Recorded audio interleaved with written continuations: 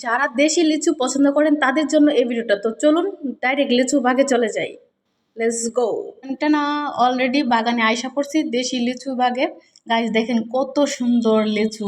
এটা হচ্ছে ফরমালিন মুক্ত লিচু। যারা ফরমালিন মুক্ত লিচু খেতে চান তাহলে এক মানে দেশি লিচু খেতে পারেন, কারণ দেশি লিচুর মধ্যে কোনো ফরমালিন থাকে না। আর যারা বোম্বাই লিচু, চাইনা লিচু, এগুলো অলরেডি কিন্তু পাকা হয়ে গেছে। আর এই লিচুগুলা, দেশি লিচুগুলা পাকতে আপনার মিনিমাম আর মাত্র 5 দিন লাগতে পারে, তারপরে ফিনিশ। কারণ অন্যান্য লিচুগুলা কিন্তু অলরেডি এখন শেষ হয়ে যাচ্ছে।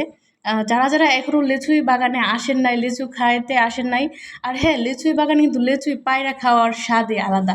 তো সবাই দেরি না করে, যারা যারা এখনও লিচুই বাগে আসেন নাই তারা আইসা পড়েন। আর আমাদের যে লিচু গাছ, এটা হচ্ছে দেশি লিচুই, এগুলো এখনও পাকে নাই, আর কিছুদিন বাকি রাখবো, বললাম তো 5 দিন। আর কি বলবো, আমি আবারও বলি, যারা দেশি লিচু পছন্দ করেন তাদের জন্য এই ভিডিওটা, কারণ দেখে অত আফসোস মিটানো যায়, বুঝছেন না? তাই আপনাদেরকে লিচুই বাগ দেখাইলাম। আর আমরা কিন্তু লিচু লিচু এভাবে শুদ্ধ করে বলতে পারি না, লেচুই লেচুই স্বাভাবিক মুখ দিয়া আসে খুব সুন্দর করে। তাই আমি বললাম। আর দেখেন, এই যে দেখেন, মানে এটা এটা দেখেন কত সুন্দর লিচুগুলো, মানে এটা পাকতে আরো 5 দিন লাগবে। আমি অলরেডি পাইয়া নিছি, কারণ কি করব, আমি ভিডিও করতে করতে আমার খাওয়ার ইচ্ছা জাগছে।